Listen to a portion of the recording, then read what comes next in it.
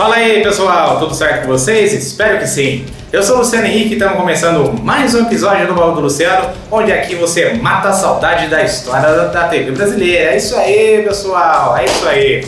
Bom pessoal, se você é novo aqui no meu canal, muito prazer em recebê-lo. Sem perder tempo, se inscreve no meu canal, tá bom? Dá aquela joinha gostosa, marota e compartilha esse vídeo para você mostrar pro mãe, pro pai, pra avó, papagaio, cachorro e periquito, pra quem você quiser, tá bom? É isso aí. Pessoal, é o seguinte, antes de começar o episódio de hoje, deixa eu fazer uma pergunta para você. Meu amigo, você não curtiu a página da JR TV SOS Vale? Meu amigo, tá esperando o quê? Se você quer ficar informado com notícias do Brasil e do mundo em primeira mão, política, economia e principalmente as notícias aqui da região metropolitana do Vale do Paraíba, litoral, entra lá, curta a página da JR TV SOS Vale, você tá vendo as imagens aí, tá bom? Você vai ficar informado com notícias em primeira mão, quentinhas para você, além de novidades na programação da JR TV SOS Vale. O link direto para você curtir a página da emissora, eu vou deixar aqui no link da descrição, tá bom? Você clicou, abriu, viu, curtiu e você vai ficar informado com as quentinhas em primeira mão da JR TV SOS Vale, a melhor emissora web que deixa você 24 horas informado em primeira mão, tá bom? É isso aí. Pessoal, o episódio de hoje eu vou fazer, claro, né, uma homenagem bem legal, muito legal aos 50 anos do Jornal Nacional, porque no dia 1º de setembro deste ano bateu esta meta de 5 décadas no ar. Então, no episódio de hoje vamos relembrar manchetes que marcaram época, notícias que chocaram o povo brasileiro durante nesses 50 anos de Jornal Nacional. Mas antes, abertura!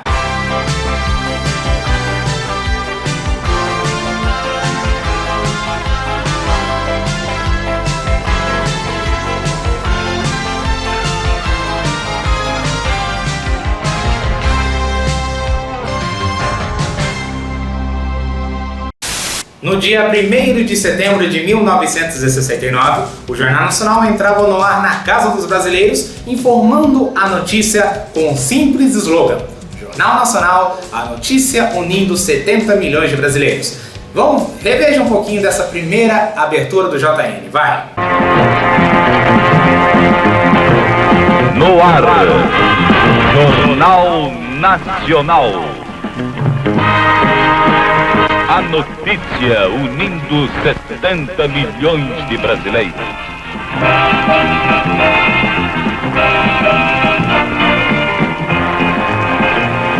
A televisão brasileira chegou em cores em 1972 e a primeira reportagem que o Jornal Nacional exibiu foi uma entrevista exclusiva, né, com o cardeal do Rio de Janeiro naquele tempo, que foi o assunto abordado sobre a tortura na Ilha Grande dos Presos.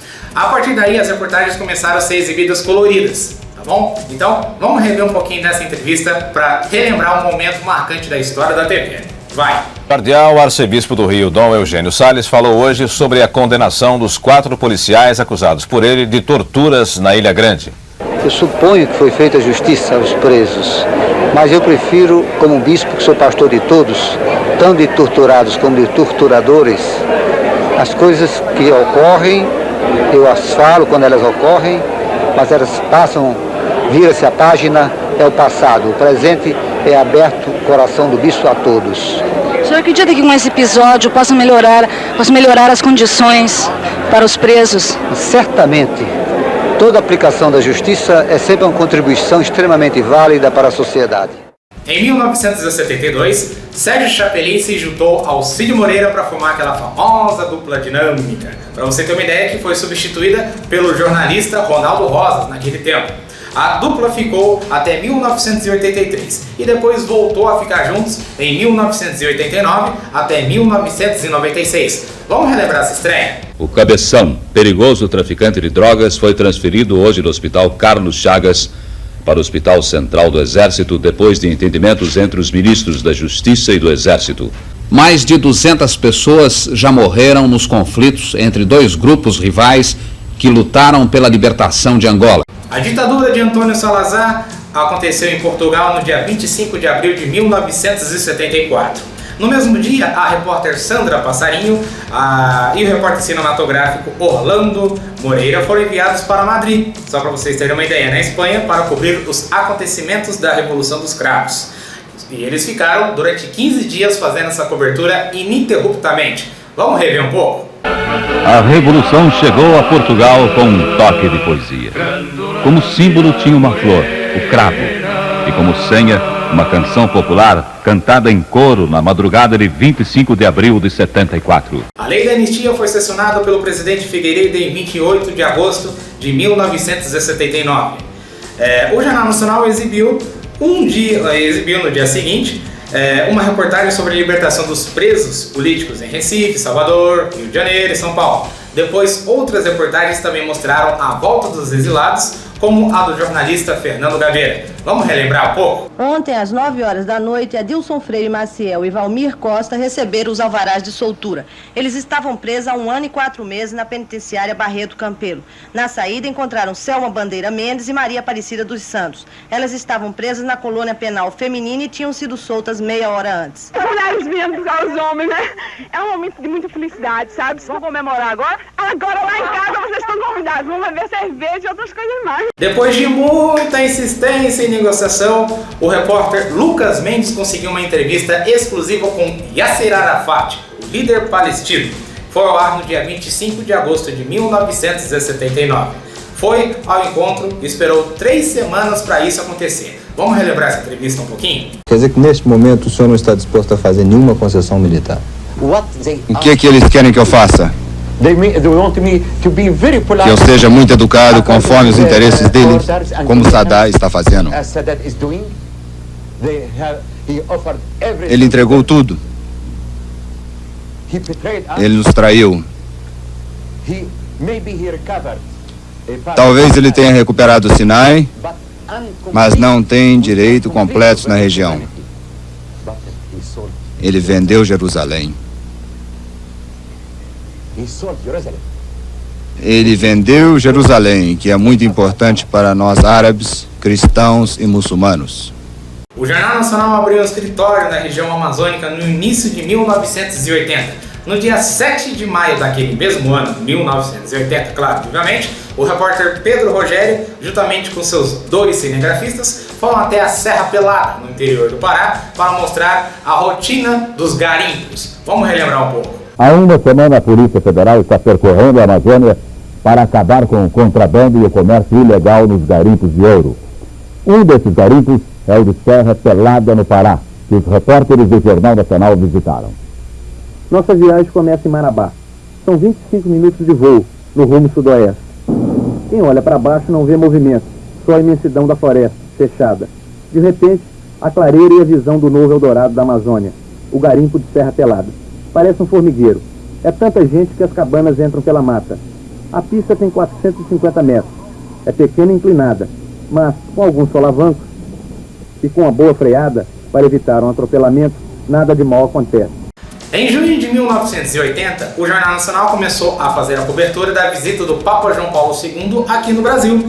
E isso aconteceu e, só para vocês terem uma ideia, 12 milhões de pessoas foram recebê-lo naquele mesmo dia, nesse mesmo ano. Vamos relembrar um pouquinho? Depois de deixar a Basílica, o Papa João Paulo II foi até o Seminário Bom Jesus, onde almoçou e manteve um encontro reservado com religiosos. Logo em seguida, ele partiu de helicóptero para São José dos Campos e deixou em Aparecida uma certeza: aqui nunca mais vão esquecer a sua visita. Em 1985, a AIDS estava tomando conta do povo brasileiro, deixando o povo com medo dos riscos da doença. O repórter Carlos Nascimento entrevistou especialistas para abordar sobre esse assunto, que foi o temor daquele tempo. Vamos ver. Até agora, em todo o Brasil, já foram registrados 400 casos, 300 só no estado de São Paulo, onde a doença já matou 136 pessoas. Em todos os casos, a faixa de idade é dos 20 aos 39 anos. Depois do diagnóstico, o doente só consegue sobreviver, no máximo 3 anos. É possível que nós cheguemos ao final do ano, praticamente com 1000 casos, e que, se nada for encontrado para deter a progressão da doença, vai haver a duplicação de casos a cada 6 meses. Após 39 dias de agonia, Tancredo Neves morreu no Instituto do Coração, em São Paulo. Vítima de uma infecção generalizada e sem nunca ter assumido a presidência. Olha só, ele foi eleito e não teve a oportunidade de assumir a posse como presidente daquele mesmo ano. O presidente nos deixou, o Tancredo Neves, nos deixou no dia 21 de abril de 1985. Caiu em domingo, dia que o Jornal Nacional não é exibido. Mais uma edição especial de 4 horas foi apresentado com exclusividade, mostrando a agonia do presidente Tancredo Neves. Vamos ver um pouquinho? Lamento informar que o excelentíssimo senhor presidente da República, Tancredo de Almeida Neves, faleceu esta noite no Instituto do Coração, às 10 horas e 23 minutos. Acrescento o seguinte: nos últimos 50 anos, a vida pública de Tancredo Neves confundiu-se com os sonhos e com os ideais brasileiros de união, de democracia, de justiça social e de liberdade. Em maio de 1986, o repórter Renato Machado e o cinegrafista Luiz Demetrio Furkin foram a Uppsala, na Suécia, para revelar as gravidades do acidente da usina nuclear de Chernobyl. Olha só como é que foi essa matéria. Na enorme celebração do 1º de maio, alguns grupos gritam contra a energia nuclear. O primeiro-ministro Ingvar Carlsson culpa os soviéticos pela falta de informações. Nas praças de Estocolmo, os manifestantes, como esse professor, dizem que a população não está nem nunca foi bem informada sobre o perigo nuclear. Nesta sala de controle, os cientistas suecos recebem as informações das estações de medição de radioatividade em 27 pontos da Suécia. No dia 18 de agosto de 1987, o dia seguinte após a morte do poeta Carlos Drummond de Andrade, Cid Moreira quebrou o protocolo. Ele encerrou o Jornal Nacional naquele tempo, fazendo uma linda homenagem ao poeta que nos deixou e encerrando em pé, recitando um dos poemas que ele escreveu. Olha só como é que foi. E agora, José? E agora, você? Com a chave na mão, quer abrir a porta. Não existe porta. Quer morrer no mar, mas o mar secou. Quer ir para Minas. Minas não há mais. José, e agora?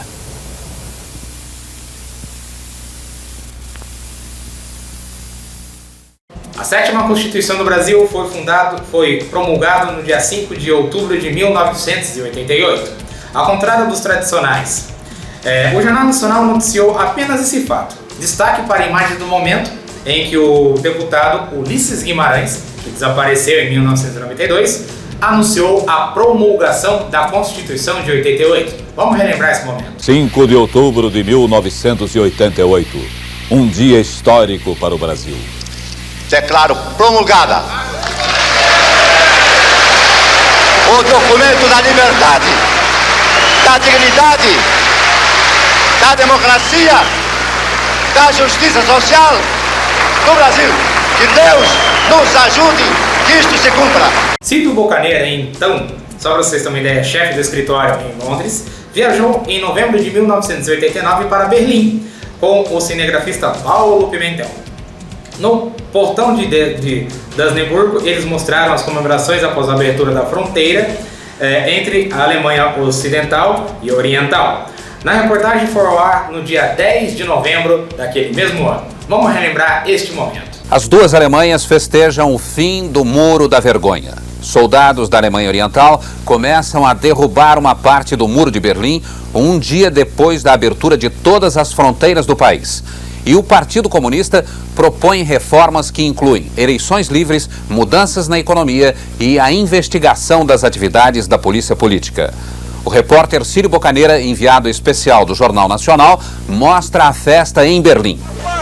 28 anos de separação forçada e sofrida acabaram de repente, por decreto do mesmo partido que construiu a obra. Os brasileiros, em 1989, foram até as urnas eleger o presidente da República. O repórter Heraldo Pereira mostrou o resultado das eleições naquele tempo. Olha só como é que foi. O TSE terminou hoje à tarde a apuração dos votos do primeiro turno. No resultado final, a vantagem do candidato do PT, Lula, sobre o candidato do PDT, Leonel Brizola, é de 454.445 votos. Vamos aos números finais. Em primeiro lugar, Fernando Collor, 20.611.011 votos. Em segundo, Lula, com 11.622.673 votos. Em terceiro, Brizola, 11.168.228 votos. Em quarto, Mário Covas, com 7.790.392. Em setembro de 1990, o Jornal Nacional mostrou a Guerra do Golfo. Pedro Bial mostrou o treinamento militar civil iraquiano, incluindo mulheres e até crianças que até queriam entrar para a guerra. Olha só como é que foi. O Iraque anuncia que tem um exército de 5 milhões de pessoas prontas para a guerra. Até mulheres e crianças estão dispostas a entrar na guerra. O enviado especial da Rede Globo, Pedro Bial, foi ver de perto o treinamento e conta como esses civis tentam virar guerreiros da noite para o dia. A imprensa internacional é convidada de honra e até gruas estão à disposição para que as câmeras tenham os melhores ângulos. Primeiro, canções ao líder Saddam Hussein e danças que chegam perto do transe. Sandra Nerberg, em 1991, estreou no Jornal Nacional, mas não como âncora, ela já foi moça do tempo. Olha só como é que foi a estreia dela. Terça-feira de tempo bom em quase todo o país. A previsão da meteorologia, com fotos do satélite Meteosat recebidas do Instituto Nacional de Pesquisas Espaciais, indica também temperaturas altas na maioria dos estados. A fotografia do satélite meteorológico indica a presença de nuvens apenas no Rio Grande do Sul e região norte, onde estão estas manchas esbranquiçadas. Essa situação permanece amanhã. Em quase todo o país, o dia deve amanhecer com céu claro e tempo bom. São esperadas pancadas isoladas de chuva no extremo norte e litoral do Maranhão, nestas áreas listradas do mapa. O Rio Grande do Sul, que aparece em tom escuro, amanhece nublado e deverá ter chuva. As temperaturas vão subir dentro da faixa vermelha, podendo chegar a 26 graus em Brasília, 35 em Cuiabá. São Paulo e Belo Horizonte devem ter máxima de 25 graus. Rio de Janeiro, 27. Em Porto Alegre, a temperatura vai cair. A máxima deve ser de 15 graus. No dia 29 de setembro de 1992, os deputados aprovaram o pedido de impeachment do então presidente Fernando Collor. Uma terça-feira histórica para o Brasil e assim começava a edição do Jornal Nacional neste ano. Vamos ver. Uma terça-feira histórica para o Brasil. Pela primeira vez, a Câmara autoriza o Senado a julgar o presidente da República num processo de impeachment. O voto que mexeu com o Brasil todo veio de Minas Gerais. Multidões em todo o território nacional saíram às ruas, de olho na votação histórica que acabou em festa. O Jornal Nacional está começando. A história do Brasil mudou nesta terça-feira. Pela primeira vez, a Câmara dos Deputados autoriza o julgamento de um presidente da República. No dia 18 de julho de 1994, o Jornal Nacional dedicou o seu último bloco à conquista do tetracampeonato mundial de futebol daquele mesmo ano. Vamos rever um pouco? A decisão da Copa teve momentos de angústia e sofrimento. A decisão por pênaltis deixou apertado o coração do torcedor. Pênalti, penalidade, punição, castigo. Enquanto se preparava para pagar essa pena, o Brasil certamente lembrou da Copa de 86, a maldição do México diante da França. E essa Copa começou com um mau presságio. Na abertura, a estrela Diana Ross, sem goleiro, perdeu o pênalti. No dia 1º de abril de 1996, estreou William Bonner e a Lilian Whitfield. Estrearam na bancada do Jornal Nacional, substituindo Cid Moreira e Sérgio Chapelin. O objetivo era levar para a bancada jornalistas envolvidos com a produção de conteúdo. Vamos rever um pouco? Impasse na tentativa de libertar reféns em Goiás. Os presos dificultam a negociação e fazem novas exigências neste 5º dia de rebelião. Acusação de desvio de dinheiro leva banqueiros para a cadeia. Juiz sofre ataque cardíaco no meio do jogo. Polícia Rodoviária arma plano para pegar agentes corruptos. Polêmica, Rubinho Barrichello, herói ou vilão em Interlagos? Ingleses fazem plano de matança para atacar o mal da vaca louca. No dia 30 de março de 1998, Fátima Bernardes estreou na bancada do Jornal Nacional, ao lado do Bonner.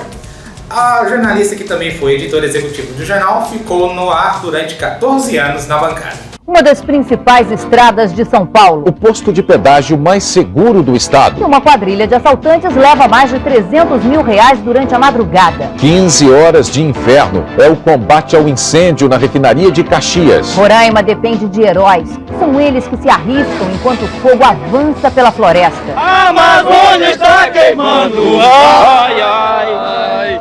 11 de setembro de 2001, uma terça-feira que vai marcar a história da humanidade.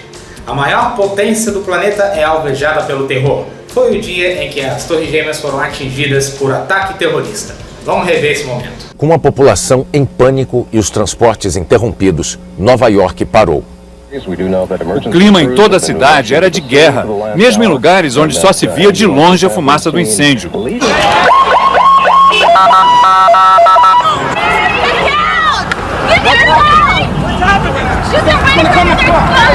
Todos os túneis e pontes que levam à ilha de Manhattan foram fechados. As bolsas e os bancos não chegaram a abrir.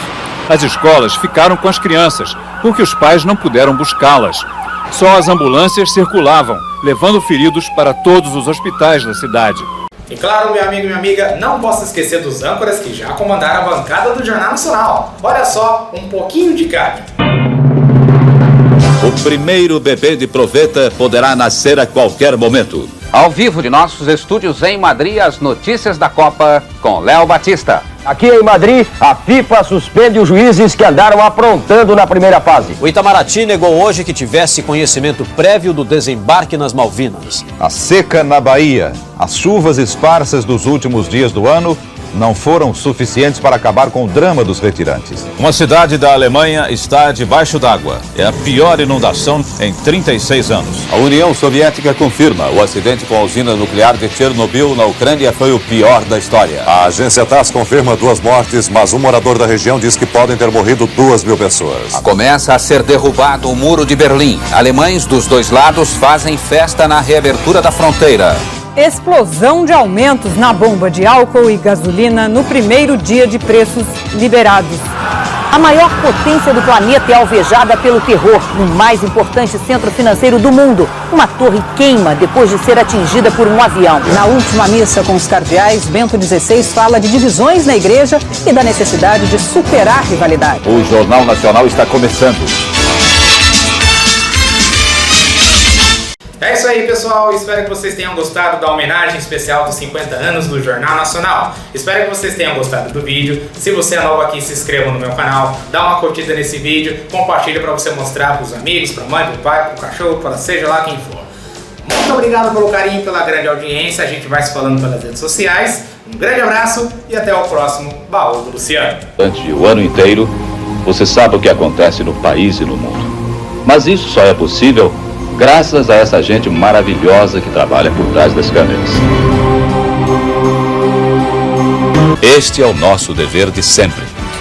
Todas as noites, quando aqui nos encontramos com você. Boa noite.